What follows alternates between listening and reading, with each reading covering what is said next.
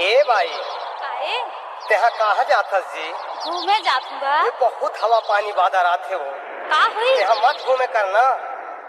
तोरना हाँ? अभी छोटे उम्र है। ये तो का समझत हस ते? सुनत हस? बता।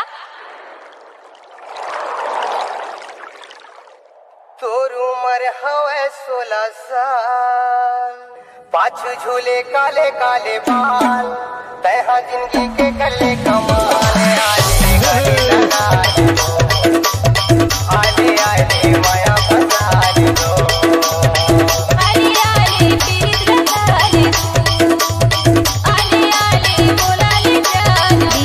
DJ राकेश इंदिरा। पाछू झूले काले काले बाल, तेहा जिंदगी के कले कमाल, आले गले लगा दो, आले आले माया बता दो।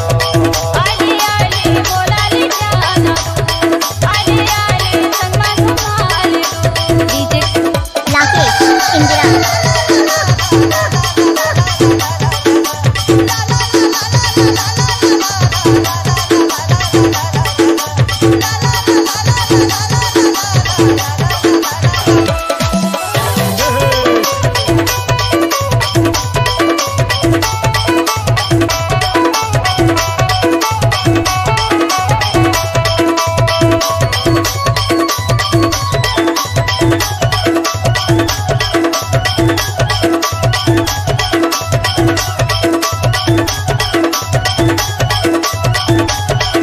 DJ Rakesh.